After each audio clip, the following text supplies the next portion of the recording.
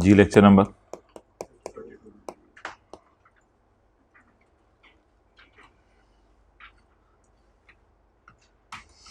आ जाए page number 23 पे।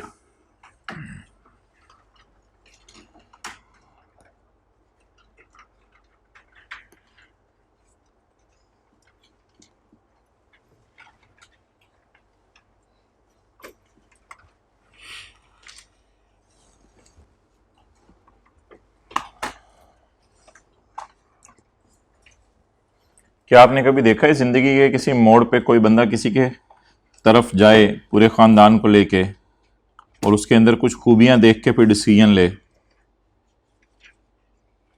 किस मोड़ पे? शादी।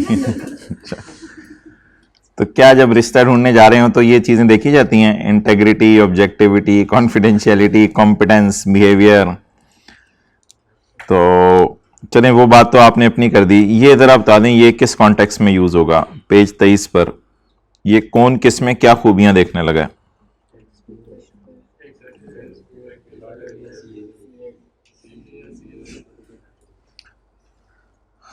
मिसाल के तौर पे इंजमामुल हक साहब हैं, वो कहते हैं मैंने अपना टैक्स जमा करवाना है, तो वो जाएंगे किसी ना किसी टैक्स प्रैक्टिशनर के पास। टैक्स प्रैक्टिशनर होगा सीए या लॉयर। तो इंजमाम साहब जो कि एक टैक्स पेयर हैं, वो टैक्स प्रैक्टिशनर में ये 5 चीजें देखेंगे। अगर 5 की 5 आला दर्जे पे पाई गई तो वो कह देंगे yes I really like you, तो अब you will be my tax consultant या you will be my tax practitioner, आप मेरा टैक्स कैलकुलेट करके दिया करेंगे। तो कल बात हुई थी, जो नहीं आए थे उनसे भी हुई थी या जो बैठे हुए थे उनसे हुई थी? सिर्फ जो नहीं आए थे उनसे भी हुई थी, यानी उन्होंने अटेंड कर लिया लेक्चर। तो टैक्स पेयर टैक्स प्रैक्टिशनर के पास जाएगा और इसको कहेगा कि मैं अपना टैक्स कैलकुलेट करवाना चाहता हूं। तो टैक्स प्रैक्टिशनर में पहले 5 खूबियां देखेगा, अगर ये खूबियां पाई गई तो फिर टैक्स पेयर टैक्स प्रैक्टिशनर को पैसे देने को तैयार हो जाएगा और कहेगा कि भाईजान अब आप मेरा टैक्स कैलकुलेट करके दे दें।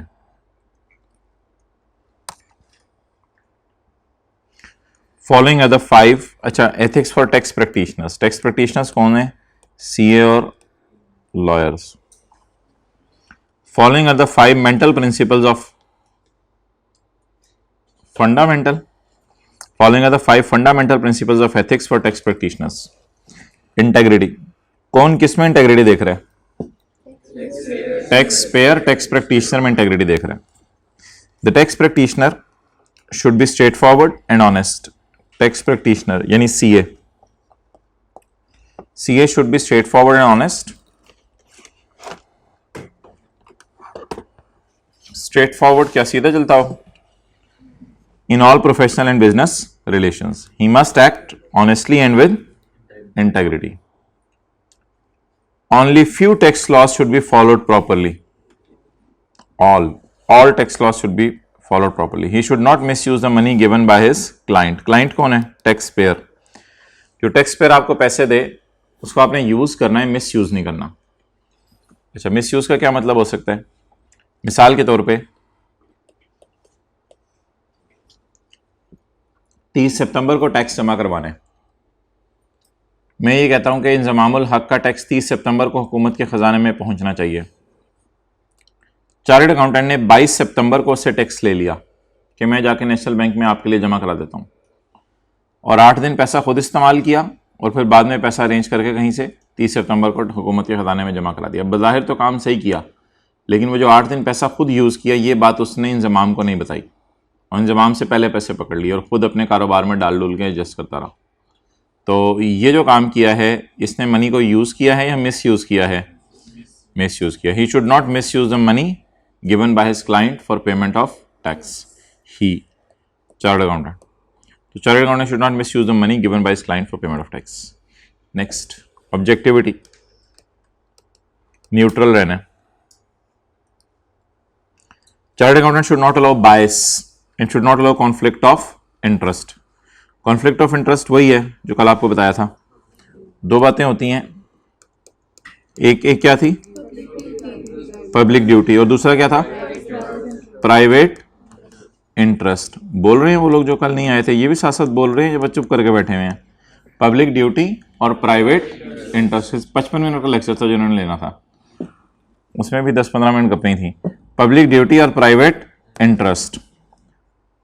चार्टर्ड अकाउंटेंट सोच रहा है कि मोहतरम गर्मियों का मौसम आ रहा है तो घर के अंदर में जो है वो एसी लगाने हैं 2। अब ये चार्टर्ड अकाउंटेंट का प्राइवेट इंटरेस्ट है। उधर से इंजमामुल हक आता है, इंजमामुल हक को ये कहता है कि भाईजान आपकी फीस ₹1,00,000 है, लेकिन आप मुझे 4 लाख ऊपर भी दे दें, मेरी फीस 5 लाख कर दें। ये 4 लाख मैं इससे इसलिए मांग रहा हूँ आपसे कि आपको 2 नंबर तरीके से हुकूमत से मैं 20-30 लाख टैक्स माफ़ करवा दूंगा। वो मेरा काम है, मैं इसे कैसे करवाऊँ। तो अब ये जो आप 4-5 लाख इंजमाम से ₹1,00,000 फीस पकड़े हैं और 4 लाख ऊपर के पैसे पकड़े हैं, तो ये आपकी जो पब्लिक ड्यूटी है उसके खिलाफ आप जा रहे हैं। पब्लिक ड्यूटी तो ये है कि एफबीआर के बनाए लॉज को फॉलो करें, आप उसके अगेंस्ट जा रहे हैं। तो यहाँ पे आपका आ रहा है कॉन्फ्लिक्ट ऑफ इंटरेस्ट, इसे कहते हैं लड़ाई, बहस, कॉन्फ्लिक्ट, जंग में माइंड में जंग चलना। तो एक तरफ दिल चाह रहा है एसी लगवा लें, दूसरी तरफ दिल चाह रहा है लॉ फॉलो करें, तो इन दोनों में जंग चल रही है। तो इस जंग का हल क्या है? CA should not allow bias, should not allow bias, should not allow conflict of interest, and should not allow undue influence of others। कई दफा अगला बंदा आपको आके पैसे नहीं देता, अगला बंदा आपको आके कहता है कि मैं सियासतदान हूं, मेरा टैक्स तुम किसी तरीके से कम टैक्स कैलकुलेट करके दो बस। तो उधर आप सिर्फ अगले का अनड्यू इन्फ्लुएंस से ले लेते हैं, पैसे नहीं मिल रहे होते आपको। तो आपने ये तीनों काम नहीं करने।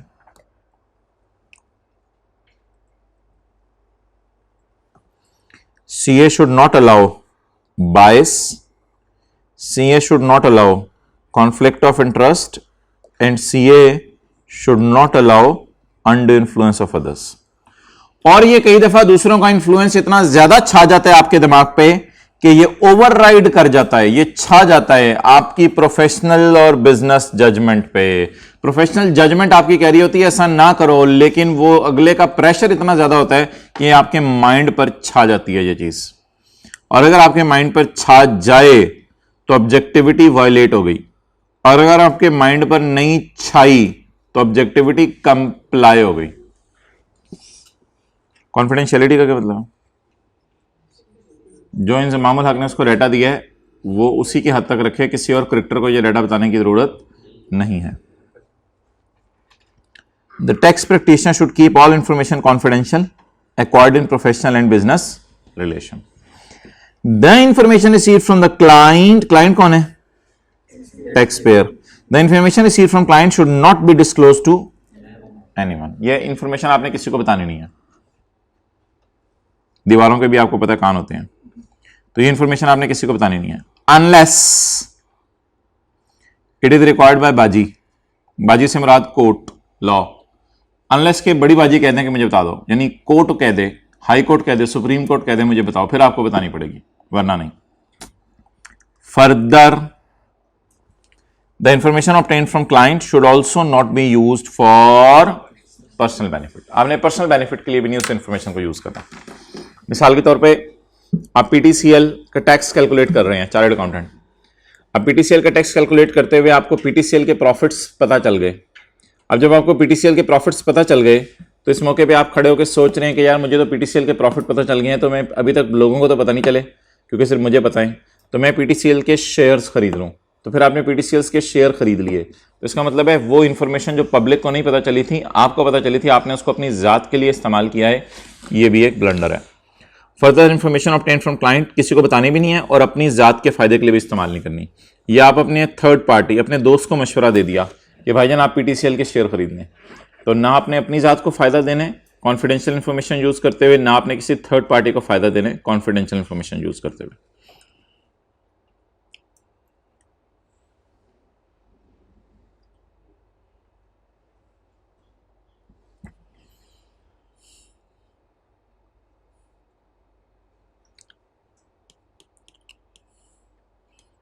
आप आई कैप के अंदर प्रेसिडेंट लग गए सीए करने के बाद, आई कैप आपके इंतजार में बैठा था, उसने आपको प्रेसिडेंट लगा दिया,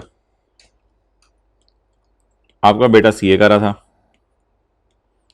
तो आपने आई कैप रिजल्ट आने से पहले ही उसको बता दिया कि क्यूएम में तो इस दफ़ा पास है, बाकियों का ना पूछ।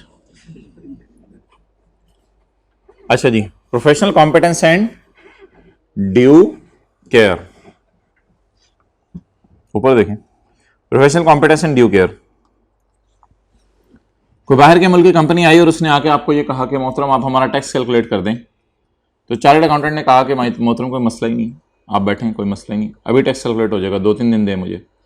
और अंदर ही अंदर आप सोच रहे थे बाहर के मुल्क का टैक्स लॉ मुझे नहीं आता, लेकिन फीस $1000 इतनी ज़्यादा वो मुझे दे रहे हैं कि मैं तो खुशी से ये काम करूँगा। मिसाल के तौर पे ये उसी तरह है कि डॉक्टर जो है वो डेंटिस्ट हो और उसके पास जो है वो कोई अपेंडिक्स का ऑपरेशन कराने आ जाए, डॉक्टर का कोई मसला ही नहीं है, अभी चीर फाड़ के कर दूंगा, आप टेंशन ना लें, और सब इंशाल्लाह सही भी कर दूंगा बाद में, और मैं नज़र भी नहीं आऊँगा बाद में। तो ऐसा काम ज़िंदगी में नहीं करना जिसके लिए आप कॉम्पिटेंट ना हो। तो professional competence and due care की ये डिमांड है। टैक्स प्रैक्टिशनर की ड्यूटी होती है कि अपना नॉलेज और स्किल एक लेवल पे रखे, लेवल नहीं होता level, tax practitioner has a duty to maintain knowledge and skill at such a level that taxpayer receives a competent service, कि टैक्स पेयर एक कॉम्पिटेंट सर्विस आपसे ले, आपसे सर्विस लेके खुश हो जाए, हाँ जबरदस्त, इसने सही दाम निकाला है, दूसरे डॉक्टर से तो दर्दी होती रही थी। The practitioner should have complete knowledge and skill of the service provided by him, तो फुल नॉलेज होना चाहिए आपको। All tax laws should be applied properly in accordance with the circumstances. Staff members must be well trained का मतलब क्या है कि chartered accountant जो अपने साथ टीम लेके गया उसे ट्रेन पे लेके जाए, जहाज पे ना ले जाए कहीं। मस्ट बी नॉन ट्रेंड या must be well trained? Well trained, उसे भी ट्रेन करके लेके जाए।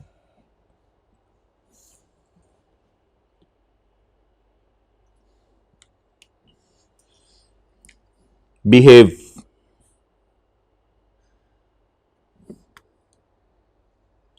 घर में मेहमान आए,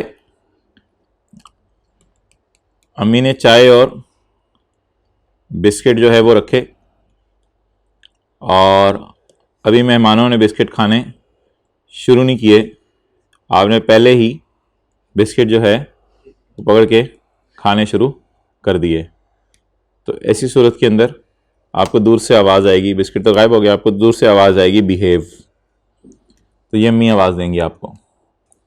इसी तरह 3-4 चार्टर्ड अकाउंटेंट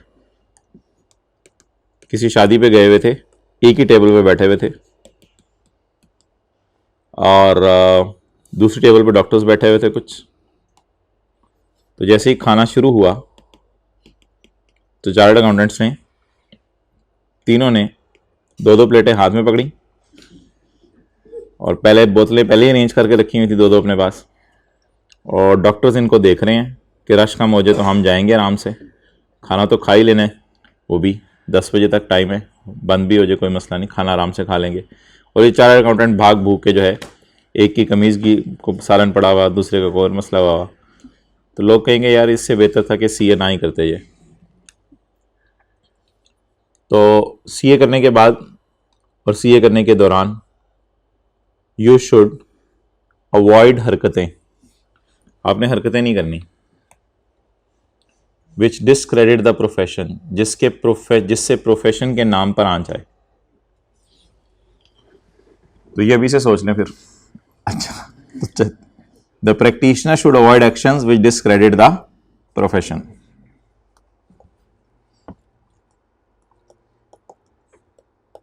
आप लोगों की बात नहीं करा, चलें छोड़ें। अच्छा, the practitioner should avoid the actions which discredit the profession. Practitioner ऐसे एक्शंस को अवॉइड करे जिससे प्रोफेशन के नाम पर आंच आए। लेकिन एक बात इसमें और है, वो दूसरी बात यह है, follow the laws and regulations. आपने क्या फॉलो करने हैं? Laws and regulation. Laws and regulations follow करना अलग बात है, और ऐसी हरकत नहीं करना जिससे प्रोफेशन के नाम पर आंच आए, ये दो अलग बातें हैं।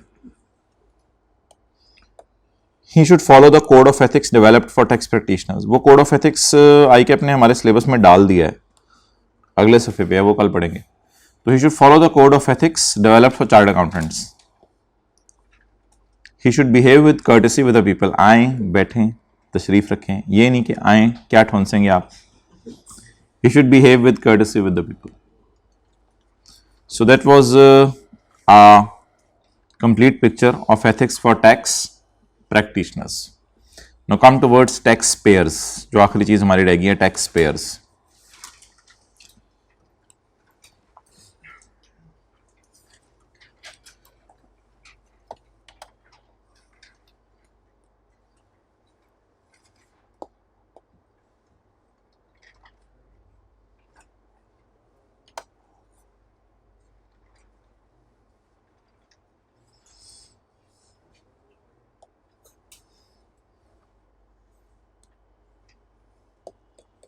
फकीर स्टूडेंट को देख के क्या दुआ देते हैं? अल्लाह तेरा पेपर पास कराए. अच्छा ठीक है, यानी उसे पता चल गया रिजल्ट क्या है. अच्छा और नए शादीशुदा जोड़े को देख के क्या दुआ देते हैं? अल्लाह आपकी जोड़ी सलामत रखे, अल्लाह आपको औलाद दे. मैं आगे की बात कर रहा हूं. अच्छा, नौजवान को देख के क्या दुआ देते हैं? अल्लाह तेरी शादी कराए, अल्लाह तेनू नौकरी दे. ठीक है. बूढ़े को देख के क्या दुआ देते हैं? अल्लाह तेनू सेहत दे, अल्लाह तेनू हज कराए, अल्लाह तेनू जन्नत से ले जाए. ये बूढ़े को देख के दुआ देता है. तो इसको कहते हैं दुखती रग पे हाथ रखना. तो जिस तरह का बंदा है उसके साथ उसी तरह का बिहेवियर किया जाता है. तो कहते हैं बंदे ना 3 किस्म के पाकिस्तान में आपको मिलेंगे, काले, गोरे और सांवले. कहते हैं 3 किस्म के बंदे हैं दुनिया में. कितने किस्म के बंदे हैं? 3 किस्म के बंदे हैं. अभी इसका टैक्स से कोई ताल्लुक नहीं है, अभी जनरल एक बात करने लगा. कहते हैं दुनिया में आप लोगों से बातें करो ना तो आपको 3 किस्म के बंदे मिलेंगे. There are 3 approaches. Utilitarianism, try करें बोलने की, सही निकला. Utilitarianism tells us to aim for greatest happiness. कहते हैं ये लोग कहते हैं कि लोगों में खुशियां होनी चाहिए. स्माइल करो जरा. ये कहते हैं लोगों में ना खुशियां होनी चाहिए अक्रॉस द पॉपुलेशन. अवामन नास में खुशियां होनी चाहिए. हमने कहा ये क्या खुशी क्या होती है और ये कब आती है और कब जाती है? कहते हैं खुशी में बताता हूं क्या होती है, ठहर जाओ. कहते हैं खुशी इज द खुशी. कहते हैं खुशी is the satisfaction of our desires. कहते हैं खुशी ये है कि संडे को रिजल्ट आ जाए. तो कहते हैं ये खुशी का एक सूरत है. खुशी is the satisfaction of our desires. ये हमारी डिजायर्स का पूरा हो जाना है. क्लियर? ओके. ये लोग किस आइडियोलॉजी पे बेस करते हैं कि लोगों में क्या होनी चाहिए?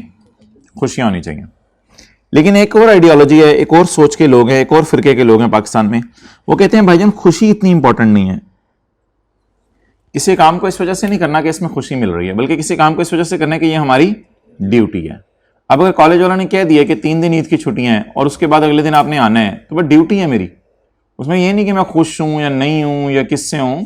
तो कहते हैं डियोंटोलॉजिस्ट बंदा ड्यूटी को देख के बस काम करता है. वो ये नहीं देखता मैं खुश हो रहा हूं या नहीं हो रहा. लेकिन यूटिलिटेरियनिज्म वाला क्या बातें करता है? खुशियों की. और ये एक आइडियोलॉजी है डियोंटोलॉजिस्ट की जो कहते हैं कि एथिकल बंदे को होना चाहिए, क्योंकि इसके ऊपर एथिकल ड्यूटी है कि अपनी ड्यूटीज को फॉलो करें. तो ड्यूटी समझ के काम को करें, ना कि खुशी हो तो काम करें, खुशी ना हो तो काम ना करें. Virtue ethics. वर्चू एथिक्स कहते हैं फोकस इज ऑन वर्चूज, खूबियां. Focus is on virtues we should have. कहते हैं broad conception must be use here. एक ब्रॉड मीनिंग लेना चाहिए. हमने कहा क्या? Conceptions mean meaning. एक ब्रॉड मीनिंग लेना चाहिए. Virtue is not only honesty. कहते हैं ऑनेस्टी नहीं है ये. हमारे फिर तजस्सुस बढ़ता जा रहा है. यार तू क्या कह रहा है? वर्चू है क्या? देखे ना, शुरू से उसने तमीद माननी शुरू की. Virtue ethics focus on virtues, बताया ही नहीं कुछ. अब broad conception must be use here, बताया ही नहीं कुछ. Virtue is not just honestly, बताया ही नहीं कुछ. But using one's talent. कहते हैं अपने सलाहियत को इस्तेमाल करना असल वर्चू है. सबसे बड़ी खूबी अपनी सलाहियत को इस्तेमाल करना है. और ईद के दिन कितनी देर पढ़े थे भाई? ईद के दिन कितनी देर पढ़े थे? नहीं पढ़े. ईद के दिन कितनी देर पढ़े? नहीं पढ़े. ईद के दिन कितनी देर पढ़े? नहीं पढ़े. ईद के दिन कितनी देर पढ़े? नहीं पढ़े. 1 घंटा. ईद के दिन कितनी देर पढ़े? नहीं पढ़े. आपने अपनी सलाहियतों को इस्तेमाल नहीं किया. तो कहते हैं अपनी सलाहियतों को इस्तेमाल करना भी क्या है? एक वर्चू है. एंड ऑब्वियसली अगर आप सलाहियतें इस्तेमाल करेंगे तो you can generate cash and you will need a fulfilled life, जो कि एक सबसे बड़ी खूबी की बात है कि अपनी सलाहियतों को इस्तेमाल करते हुए अपने पैसे कमा के अपने पैसों पे जीना. ये सबसे बड़ी बात है, बजाय कि दूसरों से मांगते फिरना. तो कहता है कि टैलेंट इस्तेमाल करके फुलफिल्ड लाइफ गुजारना ज्यादा अच्छी चीज है बजाय के टैलेंट इस्तेमाल किए बगैर वेलियां मार के जो है वो टाइम जाया करके दूसरों से पैसे मांग के उस पर जीना। तो ये जरा तीनों पढ़ लें एक दफा, तीनों से मुराद आप तीनों नहीं, ये तीनों पॉइंट्स।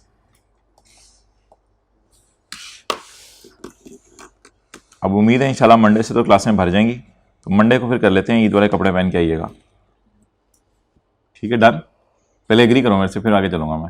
डन? घर रह गए हैं, इधर ही हैं? Done done done done done done done done done done done done. चलो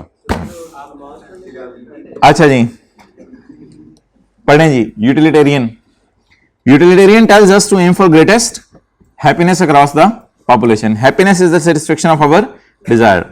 इसको याद करें साथ साथ। Deontology bases ethics on the idea of duty. Virtue ethics, वो जो दो तीन लफ्ज़ इसने अजीब अजीब से बोले तमहीद बांधने के लिए। Virtues focus on virtues we should have. A broad conception must be use here. Virtue is not just honesty but using one's talents and leading a fulfilled life is also a virtue. साथ साथ इसको याद करते रहे, आसान सी चीजें। अच्छा, अब इनका लिंक डेवलप करना है टेक्स्ट के साथ। Ethics and morality. मोरालिटी क्या होता है? अखलाकियात। Ethics and morality for taxpayers regarding tax को मानने का जज्बा। Tax compliance. टैक्स कंप्लाइंस का ऑपोजिट क्या होता है? टैक्स लॉ को डिसओबे करना। कंप्लाई का मतलब होता है टैक्स लॉ को मानना, और डिसओबे का मतलब टैक्स लॉ को वायलेट करना, यानी ना मानना। Ethics and morality for tax payer regarding tax compliance. For tax payers following utilitarian approach. जो लोग यूटिलिटेरियन अप्रोच की फॉलो कर रहे हैं, यानी किसकी बात कर रहे हैं? खुशियों की बात कर रहे हैं। जो लोग खुशियों की बात कर रहे हैं, the important economic goal is to ensure that, उनका सबसे मेन गोल है कि goods and services are available to everyone for decent life. कि गुड्स और सर्विसेज हर बंदे के लिए मौजूद होनी चाहिए डिसेंट लाइफ के लिए। कुछ ऐसे भी बच्चे हैं जो कल आए थे और आज नहीं आए, वो जरा मंडे को आए एक दफा। अच्छा, the important economic goal is to ensure that, अब घर बैठ के मुस्कुरा रहे हैं, शर्म नहीं आती। The important economic goal is to ensure that goods and services are available to everyone for decent life. भाई गुड्स एंड सर्विसेज सबको अवेलेबल होंगी डिसेंट लाइफ गुजारने के लिए, तो सारों के अंदर क्या आएंगी? खुशियां आएंगी, इनकी ख्वाहिशात पूरी हो जाएंगी। यूटिलिटेरियन का लॉ को मानने का जज्बा विल बी बेटर। यूटिलिटेरियन को लॉ को मानने का जज्बा will be better because there is a great need of resources for general public and country. ये लोग ये कहते हैं कि जब आप टैक्स लगाओगे तो टैक्स लगा के लोगों के पास जो है वो पैसे हुकूमत के पास जाएंगे। जब हुकूमत के पास पैसे जाएंगे तो हुकूमत लोगों की मदद करेगी। जब लोगों की मदद करेगी तो लोग चीजें और सर्विसेज खरीद सकेंगे। जब लोग चीजें और सर्विसेज खरीद सकेंगे, ऐसी सूरत में लोगों में खुशियां आएंगी, और यही तो हम चाहते हैं कि लोगों में खुशियां आए। ये कौन सी अप्रोच है? ट्राई करें दोबारा। यूटिलिटेरियनिज्म। 10 दफा बोलो यूटिलिटेरियनिज्म।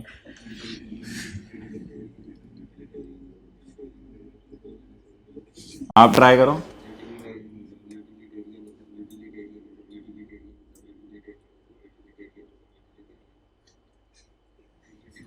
अच्छा, डियोंटोलॉजिस्ट। डेंटिस्ट नहीं, डियोंटोलॉजिस्ट। आज जरा घर वालों पे जाके प्रेशर डालने, बड़े भाई से ना, बड़ी भाई से, do you know anything about utilitarian approach और डियोंटोलॉजिस्ट? वो कहेंगे व्हाट डू यू नो? आप कहेंगे मैं जरा मिलाना, मैं सोच लूं जरा। अच्छा, deontologist approach lay down absolute duties. ये किसकी बात करते हैं? ड्यूटीज की। There is a duty of, अच्छा ये लोग ये कहते हैं कि आपकी ड्यूटी है, आप सड़क पे चल के आए हो ना, तो एक तो मोटरवे है, जीटी रोड है, वहां पे तो टोकन टैक्स लिया जाता है, लेकिन ये जो अभी जिन सड़कों पे चल के आप आए हो उन सड़कों पे तो टैक्स आप नहीं पे कर रहे। तो जिन सड़कों पे आप चल के आए हो, जिन गवर्नमेंट हॉस्पिटल्स में जाके आप मुफ्त का इलाज करा रहे हो, 10 रुपए की पर्ची देके लाख रुपए का इलाज करा रहे हो, और जिन एजुकेशन इंस्टीट्यूट्स के अंदर जाके, गवर्नमेंट स्कूल्स में जाके मुफ्त में पढ़ रहे हो आप लोग, तो इनको जब आप इस्तेमाल कर रहे हो तो इनके बदले हुकूमत को पैसे देना आपकी ड्यूटी है। वो ड्यूटी आप किस फॉर्म में अदा कर सकते हो? टैक्स पे करने के फॉर्म में अदा कर सकते हो।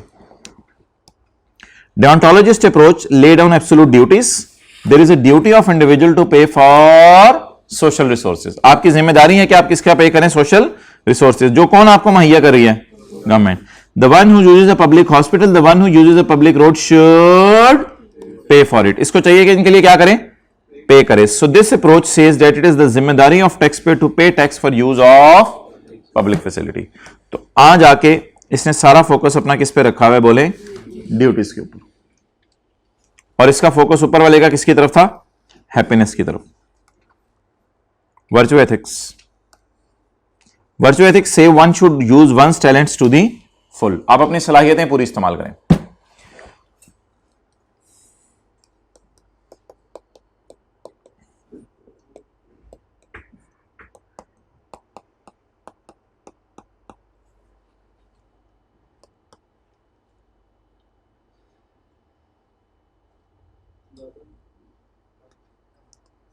ये टैक्स रेट अगर कम हो तो आप अपना टैलेंट जो है वो यूज ज्यादा करेंगे ना. असल में जब आपको पता है मैं 100 रुपए कमाऊंगा अपना टैलेंट इस्तेमाल करके, और उसमें से हुकूमत को सिर्फ मैंने 10 रुपए देने हैं. वैसे तो हमने 35% तक भी रेट पड़े हैं. तो अगर मैं 100 रुपया कमाऊंगा, हुकूमत को सिर्फ मैंने 10% देनी है, तो फिर आप सलाहियत ज़्यादा इस्तेमाल करेंगे अपनी. और अगर आप ये सोचेंगे कि मैं 100 रुपया कमा रहा हूँ, उसमें से 40-50 तो हुकूमत नहीं ले जाने हैं, फिर आप सोचेंगे टैलेंट इस्तेमाल कितने करूँ, किस हद तक, तो सारा हुकूमत को ही चाह रहा है. तो टैक्स रेट अगर कम रखे जाएंगे तो लोगों की कोशिश होगी अपने टैलेंट इस्तेमाल करें, क्योंकि टैलेंट इस्तेमाल करके उनको फ़ायदा क्या होगा कि घर लेके जाने के लिए पैसे उनके पास ज़्यादा होंगे. ये मैं अपने लिए नोट कर रहा हूँ, आपके लिए नोट कर रहा हूँ.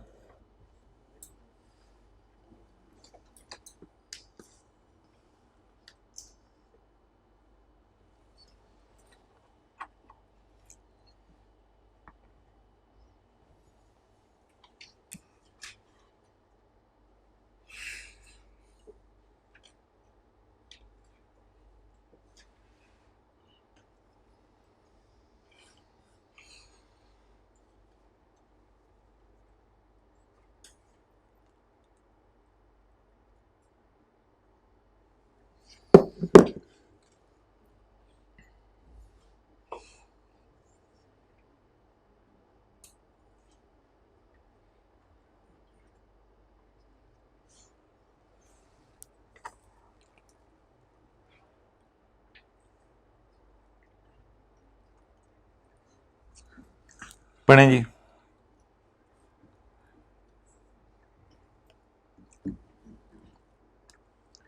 Financial incentives encourage people.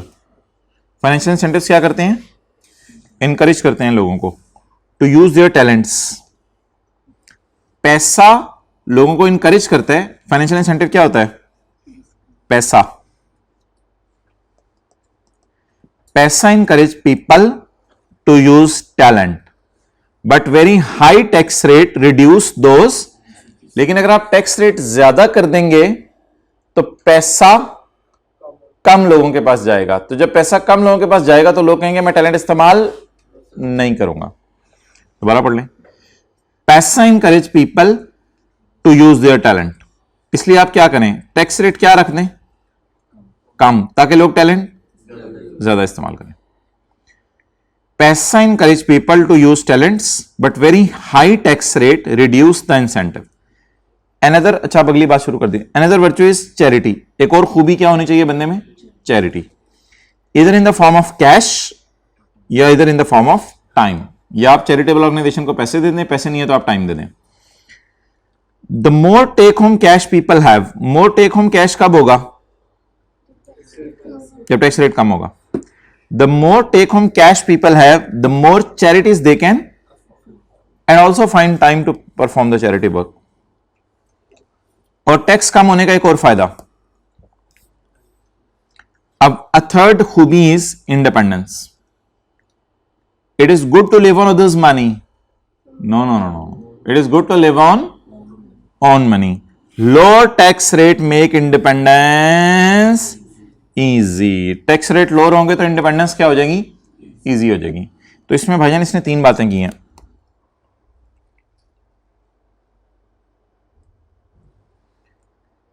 एक इसने ये बात की है,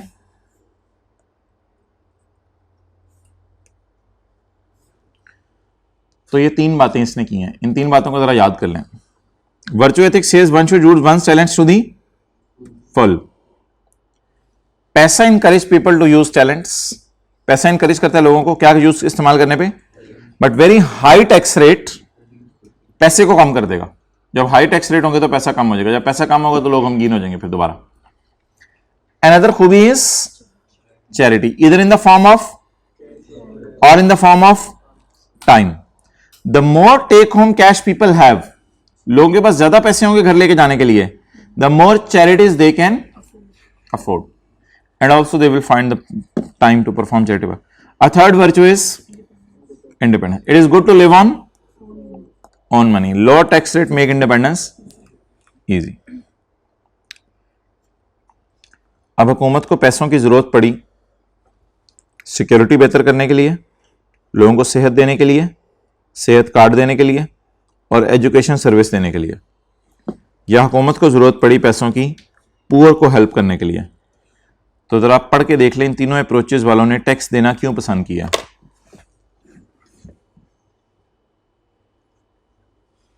इस तरह पढ़े,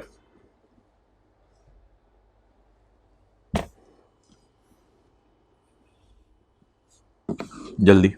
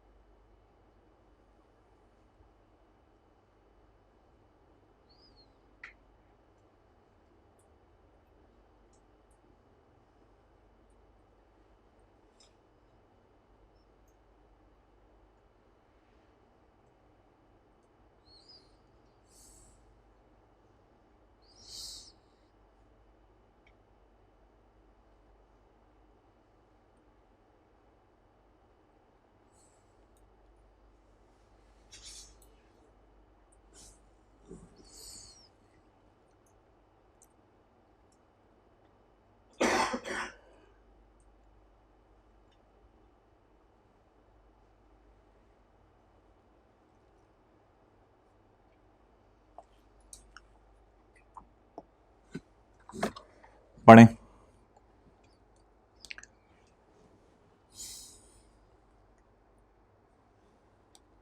एफबीआर वाले किसी बंदे के दरवाजे पे गए और दस्तक दी और दस्तक दे के उससे कहा मोहतरम क्या हाल है आपके। इसने कहा भाईजान हाल तो मेरा ठीक है, लेकिन मैं चाहता हूं कि लोगों में खुशी आए किसी तरह, वो मुझे नज़र नहीं आ रही।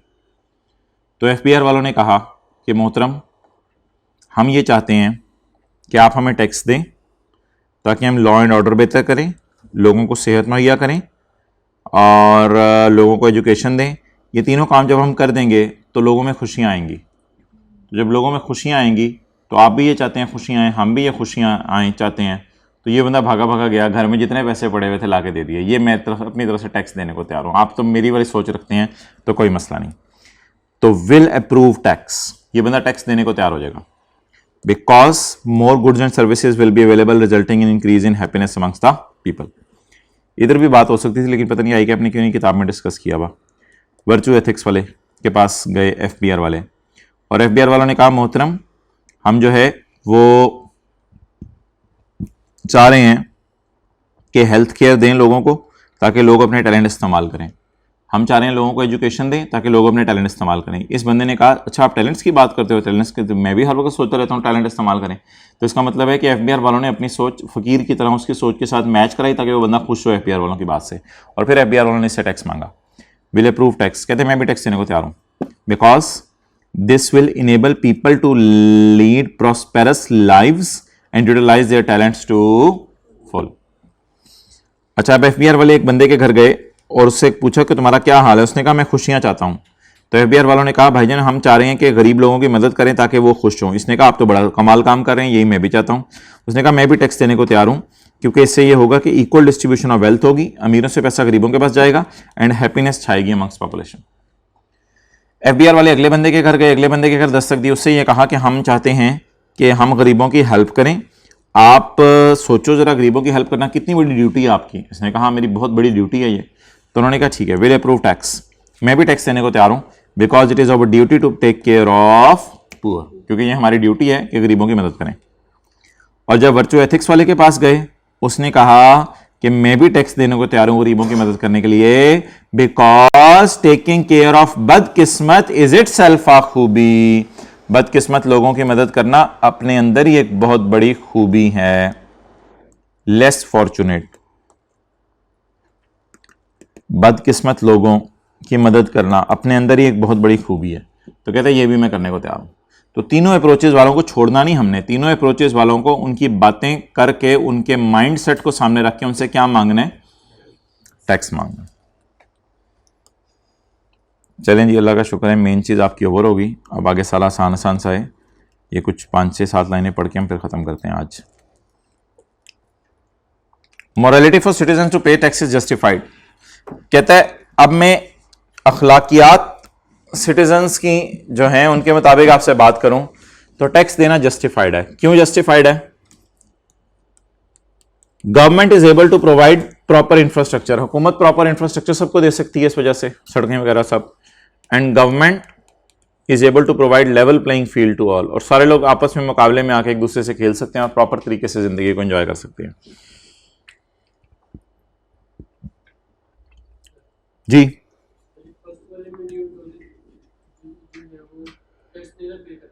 कौन सा वाला?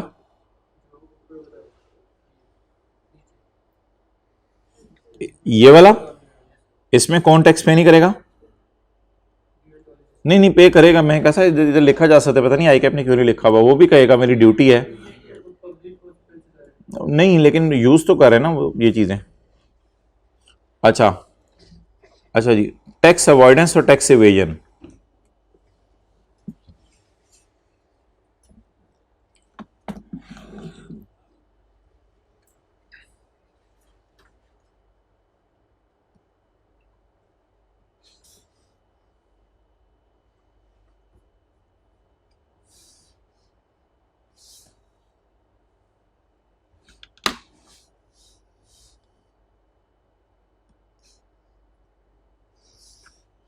कौन सा है?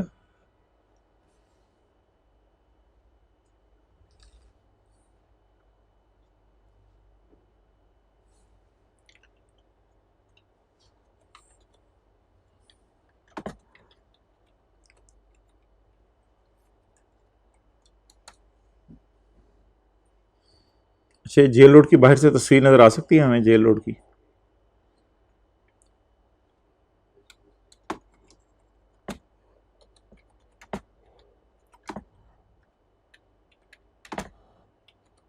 एक साइड पे सड़क है KFC है, दूसरी साइड पे मैकडोनल्ड्स है। देखा हुआ किसी ने जेल रोड पे? इसे जेल रोड पे जाना आपका बनता नहीं है।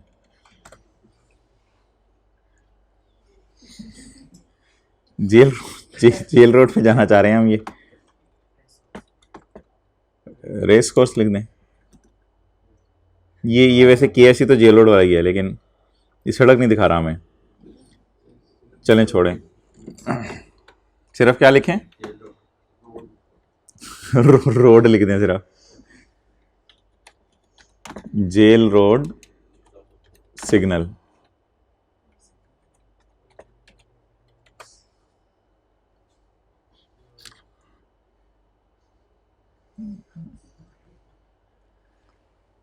अच्छा, तो जेल रोड पे अगर आप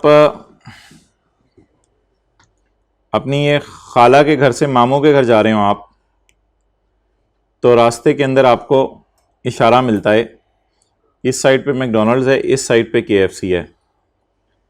लेकिन अगर आप थोड़ा गौर करें तो यहाँ पर थोड़ा सा आपको एक कट सा मिलेगा जहाँ से आप सर्विस लेन में जा सकते हैं, और फिर इधर मैकडोनल्ड्स के पास से ऐसे होके ऐसे जा सकते हैं। तो एक साहब जा रहे थे, उन्होंने तो इशारा ही तोड़ दिया। उन्होंने क्या तोड़ दिया? इशारा था लाल, तो इन्होंने तो इशारा ही तोड़ दिया। तो एक साहब ने इशारा तोड़ दिया और दूसरे साहब ने सर्विस लेन में डाला, और इधर से होके इनसे भी आगे निकल गए। आप बता दें किसने लॉ को वायलेट किया है और किसने लॉ के अंदर रहते हुए अपने आप को सेव किया है। इसने लॉ को वायलेट किया है और इसने अवॉइड किया है इशारा या इवेड किया है, अवॉइड किया है। तो अवॉइडेंस अलाउड है, इसको गार्डन पुलिस वाला पकड़ नहीं सकता, इसको छित्तर पड़ेंगे। Avoidance is legal, evasion is illegal. अब टैक्स से इसको लिंक करें, टैक्स से इसको लिंक करें। जेल रोड से आज कोई गुजरेगा तो जरा तस्वीर लेके आ जाए उसकी पूरी, कल मैं दिखाऊंगा। गुजरोगे गुजरोगे, चक्कर बीच में तो नहीं आती जेल रोड? आप क्या आती है? कल ले आना तस्वीर। मैकडोनल्ड्स के पास खड़े होने तो जैसे KFC की तस्वीर खींचनी है, दरमियान में सारी चीजें आ जाएंगी। अच्छा, एक साहब का काम था पाकिस्तान में 185 डेज का, लेकिन उसको आपने मशवरा दिया कि 185 डेज अगर तुम रुक गए तो तुम क्या बन जाओगे? रेजिडेंट बनने की वजह से तुम पाकिस्तान वाली इनकम पर भी टैक्स दोगे और फॉरेन इनकम पर भी टैक्स दोगे। इसने क्या किया, इसने आपकी बात सुन के काम को जल्दी जल्दी समेटा, दिन रात एक करके 180 डेज बाद पाकिस्तान से चला गया। अब ये रेजिडेंट होगा या नॉन रेजिडेंट? इसने टैक्स को अवॉइड किया है या इवेड किया है? अवॉइड किया है। क्या इसको पकड़ा जा सकता है कि इसको छितर मार के हवाई जहाज से उतारा जाए, चल 3 दिन रुक फिर जा? ऐसा नहीं किया जा सकता। तो इसको रोका नहीं जा सकता, क्योंकि जाने वाले को तो कोई नहीं रोक सकता। तो इसने लीगल काम किया, इलीगल काम किया? लीगल काम किया।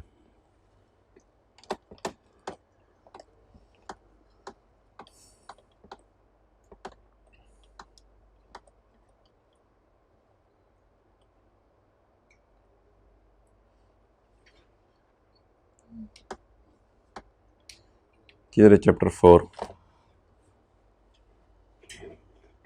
दो दोस्त थे, कामी और शामी, कामी और शामी कबाब, ये दो दोस्त थे। कामी और शामी ने मिलकर पापड़ बेचने का कारोबार शुरू किया। कामी खरीदता था, शामी बेचता था। इनकी मर्जी है कि अपने आप को कंपनी के तौर पर रजिस्टर करवा लें। अगर ये अपने आप को कंपनी के तौर पर रजिस्टर करवाएंगे तो ऐसी सूरत में इनके लिए टैक्स रेट है 29%, चैप्टर 4 में पढ़ा था। लेकिन अगर ये दोनों अपने आप को कंपनी के तौर पर रजिस्टर ना करवाएं और AOP के तौर पे अपना कारोबार चलाएं तो फिर इनके लिए रेट 0%, 5%, 10%, 15% और इस तरह रेट आगे बढ़ता रहेगा। तो काफ़ी कम रेट भी है इनके लिए, तब इनकी मर्जी है। अब अगर ये इस वजह से अपने आप को कंपनी के तौर पर रजिस्टर नहीं करवाना चाह रहे क्योंकि इनके लिए टैक्स रेट ज़्यादा है और अपने आप को पार्टनरशिप फर्म के तौर पर रखना चाह रहे हैं, तो बताइए इन्होंने टैक्स अवॉइड किया या इवेड किया? अवॉइड किया। ये लीगल काम है, इलीगल काम नहीं किया कोई। Tax avoidance is the legal use of tax law to one's own advantage to reduce the amount of tax payable. For example, it is up to taxpayer, आपकी मर्जी है that whether the business is started as partnership or a company, आपकी मर्जी है रूह अफ़ज़ा बनाए जामे शरी बनाए, it's up to you. In case of partnership, tax rate is lower. Partnership के केस में क्या है tax rate than that of a company. Another example is starting a business in a tax free zone. Tax free zone क्या होता है? ऐसा इलाका जैसे जहां एक्सपोर्ट्स हो रही हैं और हुकूमत ने टैक्स माफ किया है, अगर आप वहां पे जाके बिजनेस करते हैं तो कोई नहीं आपको रोकने वाला, आपको टैक्स माफ होगा। Tax evasion is an illegal practice where individuals, AOPs, companies unlawfully avoids the payment of tax. In tax evasion tax payer जानते बूझते हुए छुपाता है सच को from tax authorities. It is punishable under the law. For example, income का छुपाना, income का गलत हेड में डालना, या ज्यादा खर्चे माइनस करना, या गलत टैक्स क्रेडिट लेना। अगर आप ये काम कर रहे हैं तो आप कौन से काम कर रहे हैं? Tax evasion, and that is illegal. Okay, आगे चलें। नीचे 3 एग्जांपल्स हैं, वो पढ़ लें।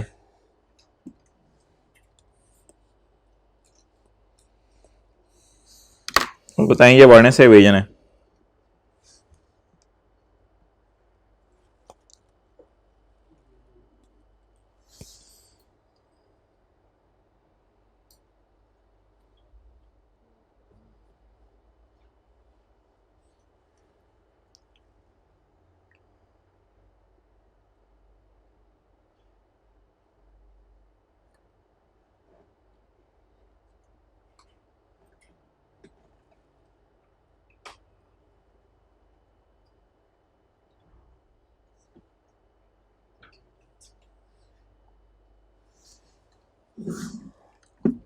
पता चल गया, तीनों पढ़ लिया।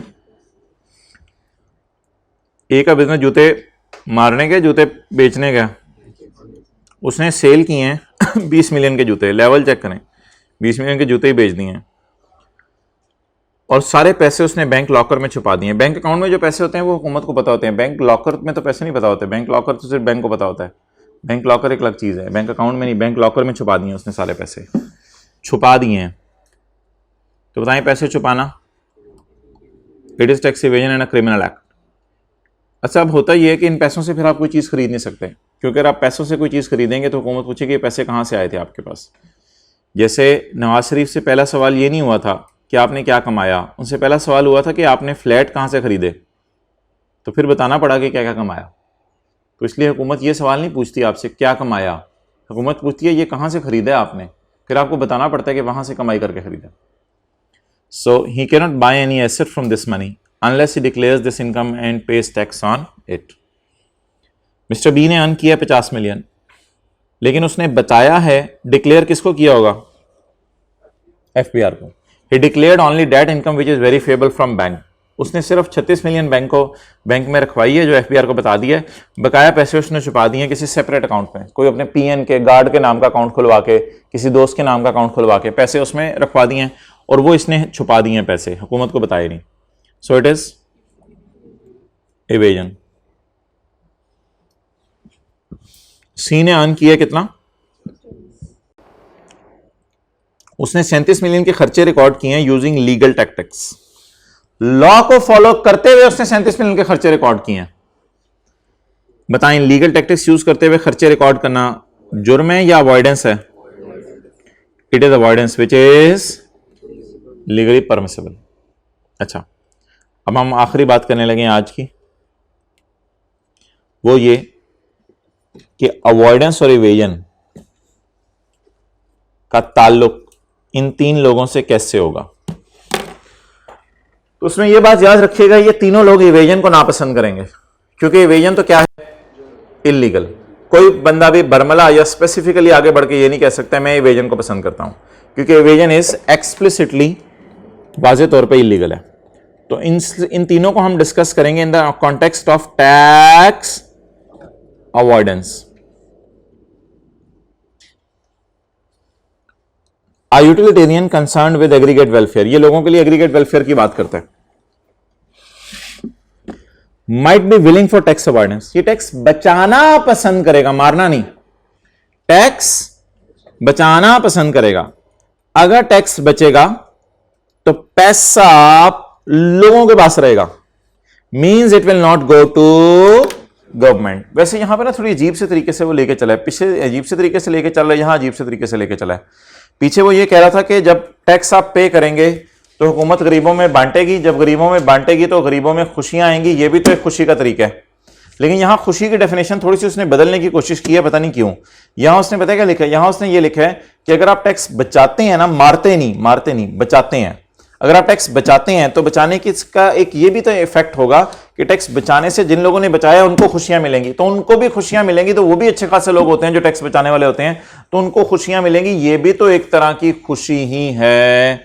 हालांकि खुशी की दो डेफिनेशन है, एक ये खुशी की डेफिनेशन होनी चाहिए जो ज्यादा अच्छी डेफिनेशन है कि टैक्स गरीब लोग दें ताकि हुकूमत गरीबों में बांटे, लेकिन इधर जरा डिफरेंट तरीके से, उल्टे तरीके से लेके चला जो उसको चलना नहीं चाहिए था, बट आईकेएम ने भी अपनी किताब में इसको लिख दिया, अगर टैक्स बचाया जाएगा तो wealth is being kept in private sector, लोगों के पास पैसे रहेंगे विच विल क्रिएट हैप्पीनेस, जो लोगों के अंदर खुशियां क्रिएट करेगा।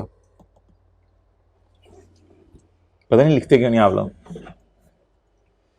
अजीब सा लगता है मुझे कभी कभी आपको देख के, विच विल क्रिएट हैप्पीनेस। तो बहरहाल ये उल्टा अजीब से तरीके से चला है, इसको इसी तरह आपको डाइजेस्ट करना पड़ेगा इस लाइन को।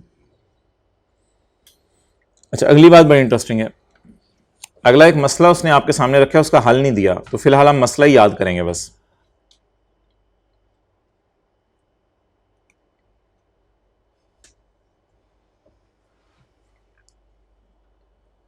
जी पढ़ें ये दोनों लाइनें।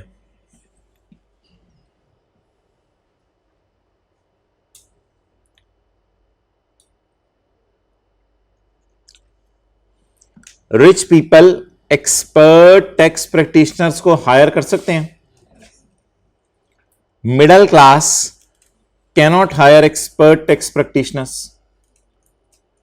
रिच पीपल बड़ी बड़ी सीए फर्म्स को हायर कर सकती हैं, मिडिल क्लास बड़े बड़े सीए फर्म्स को हायर नहीं कर सकते। किसी बीकॉम या किसी लॉयर से कहेंगे हमारा टैक्स कैलकुलेट कर दो। इसलिए क्या चीज, किनको, लोअर क्लास को जरूरत नहीं होगी, क्योंकि 0 से 4 लाख वाले ने टैक्स जमा नहीं कराना, मिडिल क्लास ने तो टैक्स जमा कराना है। अच्छा, तो ये करके ये लोग टैक्स को क्या कर लेंगे, सेफ। ये can not save tax, can not save tax, ये लोग टैक्स सेव नहीं कर सकेंगे।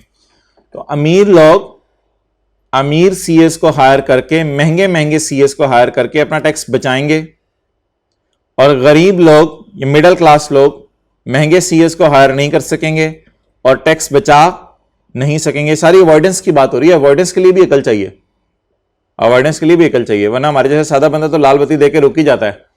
वो थोड़ी अकल होती है तो सर्विस रोड पे जाल के इधर से निकलता है, वरना सादा बंदे तो रुक ही जाते हैं। तो अवॉइडेंस के लिए भी अकल चाहिए, तो अवॉइडेंस के लिए, अकल के लिए एक्सपर्ट का होना जरूरी है आपके पास। अब होगा क्या, अब होगा ये कि एक तराजू पकड़ा जाएगा, तराजू, ये तराजू है, तराजू पकड़ के रिच क्लास को मिलने वाली खुशियां रखी जाएंगी उसमें। खुशियां क्यों मिली हैं रिच क्लास को, टैक्स सेव हुआ है, रिच क्लास को मिलने वाली खुशियां रखी जाएंगी उस तराजू में, और उसी तराजू में मिडिल क्लास को मिलने वाला गम रखा जाएगा। मुल्कों में आमतौर पे रिच क्लास कम होती है, मिडिल क्लास ज्यादा होती है। तो होगा क्या, मिडिल क्लास को मिलने वाले गम बढ़ जाएंगे क्योंकि मिडिल क्लास ज्यादा है, और रिच क्लास को मिलने वाली खुशियां कम होंगी। तो मुल्क में गम ज्यादा होंगे, खुशियां कम होंगी। जब गम ज्यादा होंगे, खुशियां कम होंगी, तो फिर गमों वाला पलड़ा फील कीजिएगा, झुक जाएगा, गमों वाला पलड़ा झुक जाएगा। तो एक इम्बैलेंस सा क्रिएट हो जाएगा। इसका हल क्या है ये नहीं लिखा हुआ, ये एक मसला आपके सामने मैंने रखना था जो इसने यहां पे लिखा है। तो पहले मैं मसला पढ़ देता हूं, फिर आपको नोट करने का टाइम दूंगा। मसला पढ़ें। यूटिलिटेरियन ने फरमाया कि charging tax will put more burden on middle class, charging tax will put more burden on middle class पे ज्यादा बर्डन है टैक्स का, because why who cannot afford hiring tax lawyers. अब होगा क्या इसके नतीजे में, द गम ऑफ मिडिल क्लास, द गम of will be more, the गम of middle class will be more as compare to the खुशी अचीव्ड बाय रिच क्लास। तो एक इंबैलेंस सा क्रिएट हो जाएगा, जिसको हल इसने कोई नहीं बताया। हल भी होगा, इसका हल भी होते हैं, लेकिन हमें हल की तरफ जाने की जरूरत नहीं, जितना सिलेबस में है बस हम उतना याद कर लेते हैं। चलें जी, नोट कर लें जो भी करना हो, पहले ये कर लें।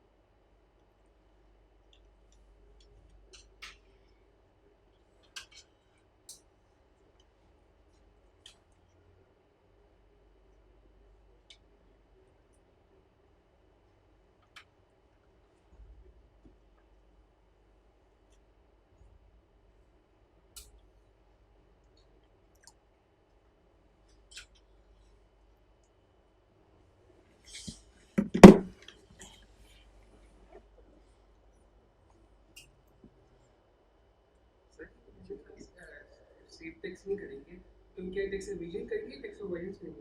कुछ भी नहीं कर सकेंगे। सर एविजन को भी ऑफ करना पड़ेगा टैक्स बचाने। एविजन का तो यहाँ वो जिक्र ही नहीं करना, उसको तो उसने पहले ही बता दिया इलीगल है, फिर वो करेंगे तो करें, उनकी फिर अपनी बिल है। लेकिन अभी तो लॉ मेकर चल रहा है कि सारे सच्चे सच्चे अच्छे अच्छे बच्चे हैं, तो ये अवॉइड नहीं कर सकेंगे टैक्स। सारे आप जैसे अच्छे अच्छे बच्चे हैं, रोज़ाना आते हैं। जब से सेशन शुरू है एक छुट्टी नहीं की, हाथ खड़ा करें। 1 2 3 4 5 लोग। वर्चू एथिसिस्ट, वर्चू एथी वो डिसलाइक टैक्स अवॉइडेंस, ये टैक्स बचाना भी नापसंद करेगा। टैक्स बचाना भी क्या करेगा? हालांकि टैक्स बचाना लीगल है, इलीगल है? लीगल है।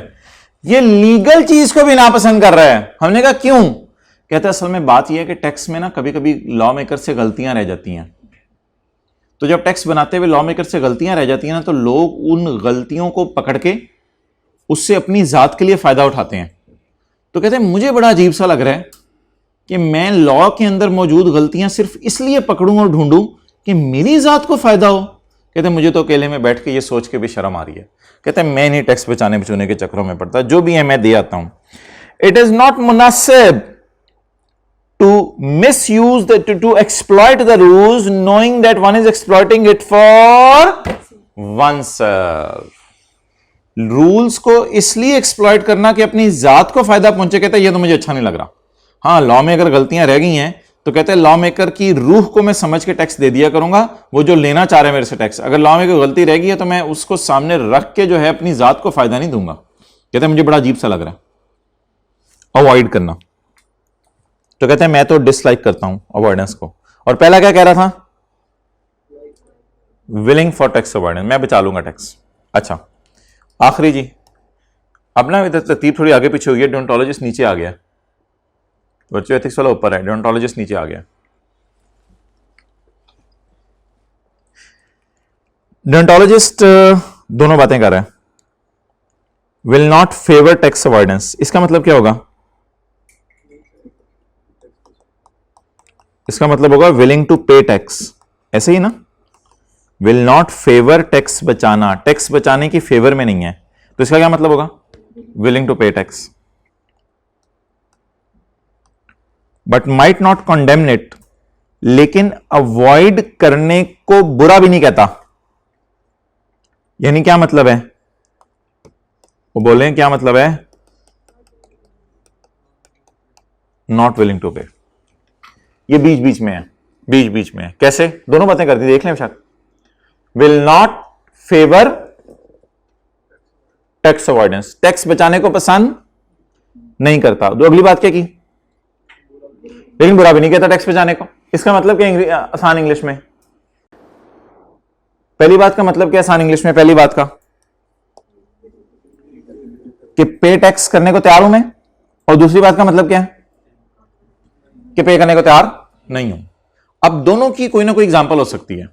जरा मुझे अगली लाइन पढ़ के बताएं, आईकेप ने किस बात की एग्जांपल दी और किसकी नहीं दी?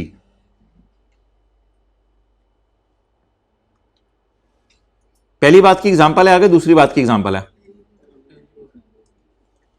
डियोंटोलॉजिस्ट can easily argue for a duty to obey the law, कहते हैं ये मेरी ड्यूटी है लॉ को फॉलो करना। तो ये किसकी एग्जांपल है? पॉइंट 1 की, ये पॉइंट 1 की एग्जांपल है। डियोंटोलॉजी कहते हैं मेरी ड्यूटी है टैक्स पे करना, मैं क्यों बचाऊं टैक्स को? मेरी तो ड्यूटी है टैक्स पे करना, बचाना तो गैर मुनासिब सी बात है। सड़कें इस्तेमाल कर रहा हूं, ये कर रहा हूं, वो कर रहा हूं, मुझे अच्छा नहीं लग रहा लॉ के अंदर रहते हुए भी टैक्स बचाऊं, मैं पे कर दिया करूंगा इंशाल्लाह। और दूसरी की एग्जांपल आई कि अपने नहीं दी, वो मैं आपको दे देता हूं, लेकिन वो कोई जरूरी नहीं है, कि नॉट विलिंग टू पे टैक्स, टैक्स पे करने को वो तैयार नहीं है। उसकी मिसाल ये हो सकती है कि वो ये कह दे कि यार एक लेवल होता है बस ड्यूटीज पूरा करना, भी मेरी हद होगी यार ड्यूटीज पूरी करते करते करते, अब मैं ही ड्यूटी पूरी करने के लिए रह गया हूं, बाकी लोग नहीं है जिन्होंने ड्यूटी पूरी करनी है। तो बाकी लोग भी तो ड्यूटी पूरी करें, वो भी तो अपनी ड्यूटियां पे करें, खाली आ जाके मेरे पे जोर चल रहा है हुकूमत का कि मुझे कह रही है ड्यूटियां अपनी पूरी कर। तो इसलिए मैं कभी कभी अगर बचाना चाहूंगा ना टैक्स, तो मैं तो फिर बचाने की तरफ ही चला जाऊंगा। तो मैं टैक्स ना पे करूं तो ये इस पे मैं तैयार हो जाऊंगा। लेकिन ये कोई आखिरी लेवल होगा जब अक जाएगा, तंग आ जाएगा, 2-3-4 साल टैक्स पे कर करके तंग आ जाएगा और कहेगा मैं ही अपनी ड्यूटी पे पूरी कर रहा हूं, बाकी तो अपनी ड्यूटी पूरी नहीं कर रहे। जी, ये वाला पिछला वाला पॉइंट ये कह रहा था बंदा कि कहते हैं मुझे अच्छा नहीं लग रहा लॉ को बार बार इसलिए पढ़ूं कि इसको अपने फायदे के लिए इस्तेमाल करूं, इसको अपने फायदे के लिए इस्तेमाल करूं। ऐसी मिसाल दे रहा हूं आपको, ऐसी कोई जगह थी जहां पे आपने कॉइन डालते थे तो एक जूस का डब्बा निकलाता था। अब आपने एक तजर्बा करके देखा कि एक कॉइन डाला तो कॉइन अभी आपके हाथ में ही था कि जूस का डब्बा निकल आया, तो आपने वहीं से कॉइन पकड़ लिया। आपने कहा इसका मतलब इसको दोबारा डालूंगा तो एक और डब्बा निकल आएगा। तो अब वो सिस्टम में कोई एरर हो गया, कोई मसला हो गया, तो आप उसको बार बार मिस यूज कर रहे हैं अपनी जात के लिए। तो हालांकि शायद कोई बंदा है आपको पकड़ ना सके, लेकिन आप उसके अंदर रहते हुए भी अपने आप को बचाने की कोशिश कर रहे हैं। तो लॉ में भी कई दफ़ा ऐसी गलतियां रह जाती हैं, तो अब टैक्स पेयर बार बार उस गलती को अपनी जात के लिए इस्तेमाल करता है, कहते हैं ये मुझे अच्छा नहीं लग रहा। चलिए बस ठीक है, ओवर। 5 मिनट आप मुझे दें और पेज 388 पे आके ना क्वेश्चन 16 है। कल हम इंशाल्लाह सैलरी का चैप्टर शुरू करेंगे। क्वेश्चन 16 है। क्वेश्चन 16 का पॉइंट सी जरा मुझे कर दें सॉल्व, पॉज करके वीडियो। क्वेश्चन 16 का पॉइंट सी पढ़ लें। आई होप आपने पढ़ लिया होगा। Let's start. एक घर ओन करे मिस्टर क्रिएटिव, बस इतना सा सवाल है, बाकी पूरा सवाल मैं नहीं करा रहा आपको। Page 388। Had been leased out, किराए पे दिया है, at a monthly rental of 50,000। जी, महीने का किराया कितना? 50,000। The lease expired on 31 December. पुराना किराएदार किस दिन चला गया? 31 दिसंबर को। यानी हमारे साल कितना अरसा रहा? जुलाई, अगस्त, सितंबर, अक्टूबर, नवंबर, दिसंबर। पुराना किराएदार दिसंबर में चला गया, यानी 6 महीने रहा। क्रिएटिव ने रिफ्यूज कर दिया किराए का एग्रीमेंट रिन्यू करने का। उसने रिक्वेस्ट भी की, यार दिसंबर में किराए का एग्रीमेंट हमारा खत्म हो रहा है, तो जनवरी से ऑनवर्ड भी मुझे ही दे दो, मैं कहाँ अपने घर शिफ्ट करूंगा, मकान चाहिए, ये सारी चीजें, सामान, बीवी बच्चे सारे, अभी कहाँ लेके जाऊं इनको। तो क्रिएटिव ने कहा सॉरी, निकलो, आज के बाद मैं तुम्हारी शक्ल नहीं देखना चाहता। Creative refuse to renew the lease. Creative ने लीज को रिन्यू करने से इनकार कर दिया। In spite of tenant's offer, हालांकि वो ऑफरें करता रहा उसे, यार मान जा तेरी मेहरबानी, अगर तू कहते तो मैं किराया तुझे 10% बढ़ा के दे देता हूं, लेकिन खुदा के लिए मुझे इस घर से ना निकाल। किराया कितने हैं? 50,000। इसमें 10% डालेंगे तो कितना बनेगा? 5,000। तो फाइनल किराया कितना बनेगा? 55,000। वो रोता रहा, चिल्लाता रहा, चीखता रहा, खुदा के लिए मेरे से 10% ज्यादा किराया ले ले, 55,000 में मुझे दे दे, ये घर मुझे किराए पे दे दे, मैं कहां सामान अपना शिफ्ट करता फिरूं, मैं तो रुल जाऊंगा, बर्बाद हो जाऊंगा, लुट जाऊंगा। क्रिएटिव रिफ्यूज्ड, जा रुल, मैं नहीं तुझे किराए का एग्रीमेंट रिन्यू करके दूंगा। और क्रिएटिव ने जाते हुए कहा वो 3 लाख रुपए तूने मुझे सेक्शन 16 वाला पकड़ाया हुआ था, वो वापस ले ले, वो तेरी इमानत है, अब मैं इतना बुरा सलूक भी नहीं तेरे से कर सकता, ये 3 लाख मेरे से पकड़ ले। He returned the non-adjustable deposit of 3 lakh to the किराएदार। पुराने किराएदार को उसने 3 लाख रुपए वापस कर दिया, which was received 2 years ago, जो 2 साल पहले मिला था। तो ये पुराने किराएदार को इसने पैसे क्या कर दिए? वापस कर दिए। वो जो नॉन एडजस्टेबल अमाउंट जिसे हम कहते थे, वो इसने पुराने किराएदार को वापस कर दी। अंदर की कहानी हमें आगे जाकर पता चली कि कजन आ रहा था। द हाउस वॉज इमीडिएटली का क्या मतलब है? यकम जनवरी। The house was immediately leased out to his cousin. उसने फौरन अपने कजन को घर किराए पे देना था, ये असल में मामला था, जिसकी वजह से क्रिएटिव पुराने किराएदार को धक्के देके निकाल रहा था विदाउट एनी सिक्योरिटी। और नए किराएदार से कोई 3 लाख टाइप की चीज भी नहीं लेनी थी। नए किराएदार से सिर्फ इसने जो है वो मंथली किराया लेना था बस, और मंथली किराया भी सिर्फ 48,000। ये अंदर की गेम है, बस खत्म हो गया जी। अब सॉल्व करते हैं इसको।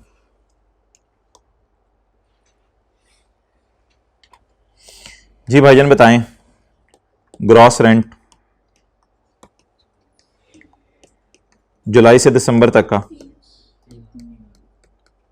50,000 ज़रब 6 महीने कितना हो गया?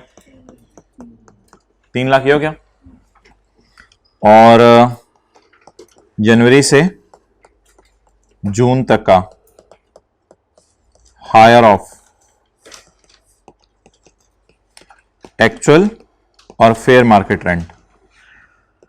कजन से कितना किराया ले रहे हैं? कितने महीने? 6 महीने। मार्केट में कितना किराया? 55,000। वादे तौर पर उसने नहीं लिखा हुआ मार्केट का किराया 55,000 है, लेकिन इतनी अकल तो हमारे में होनी चाहिए ना कि अगर पुराना किराएदार 55,000 इस घर के दे रहा है तो इसका मतलब है उसे इस जैसा घर 55 का मिल रहा होगा तो दे रहा है ना, वो पागल तो नहीं है पुराना किराएदार 55 की ऑफर कर रहा है। तो ये वाहिद ऐसा सवाल था जिसमें उसने वाजे तौर पे लिखा नहीं था कि मार्केट में किराया 55,000 है, लेकिन हमें कम से कम इतनी अकल होनी चाहिए कि पुराना किराएदार कजन नहीं है। जब पुराना किराएदार कजन नहीं है तो वो मुंह से कह रहा है 55,000 ले लो, तो इसका मतलब है मार्केट में किराया 55 चल रहा है तो वो देने को तैयार होगा ना। ये थोड़ा सा इस सवाल में एक ट्रिकी पॉइंट था कि 55,000 को आपने फेयर मार्केट किराया लेना था, थोड़ी अकल इस्तेमाल करते हुए, वाज़े तौर पे लिखा नहीं हुआ था। कोई और रीजन होती तो वो बता देता, अब और क्या रीजन होती। अच्छा, अब मुझे बता दें 48 और 55 में से कौन सा हायर है? दोनों को मल्टीप्लाई करके देखूं या डायरेक्ट दोनों में से जो हायर है उसे आउटर कॉलम में लिख दूं? डायरेक्ट जो हायर आ रहा है उसे आउटर कॉलम में लिख देते हैं, दोनों को अलग अलग निकालने की जरूरत नहीं है। तो 55 को फिर 6 से ज़रब दें। पहले किराएदार के 6 महीने का किराया 3 लाख और दूसरे किराएदार के 6 महीने का किराया था तो कम, लेकिन इनकम में कितना ऐड करेंगे? 3,30,000। और कौन सी अमाउंट ऐड करते हैं? Non adjustable amount. अच्छा जी, नॉन एडजस्टेबल अमाउंट में मुझे बता दें सेक्शन 16 लगेगा।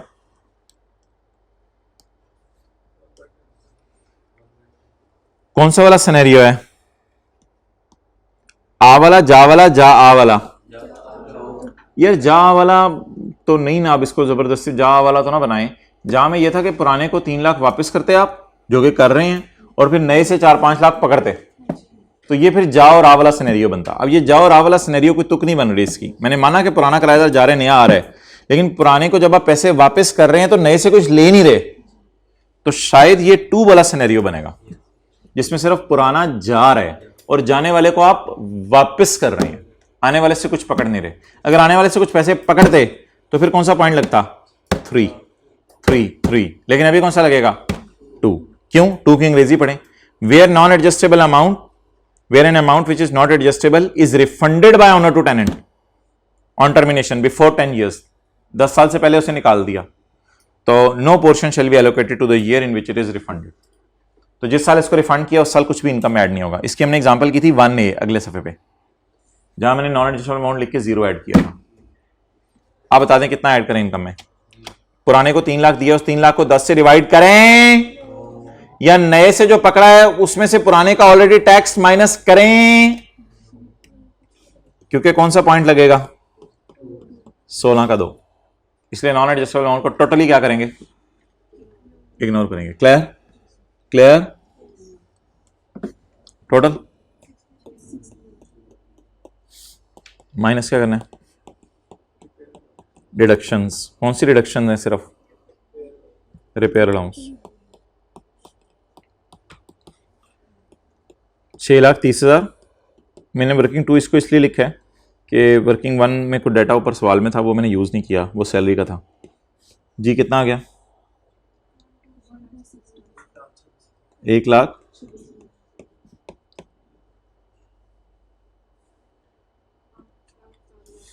5 लाख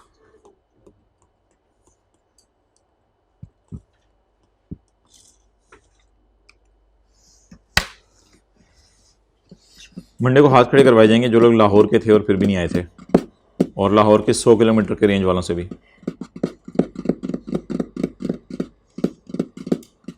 शायद फैसलाबाद वालों से भी, गुजरांवाला वालों से भी, गुजरांवाला, शेखुपुरा, पत्तों की, और ये सारा उकाड़ा, Sahiwal.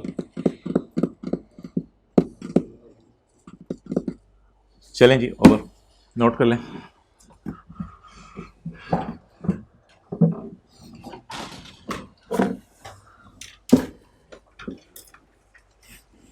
Practice makes a man perfect. So we were doing some practice.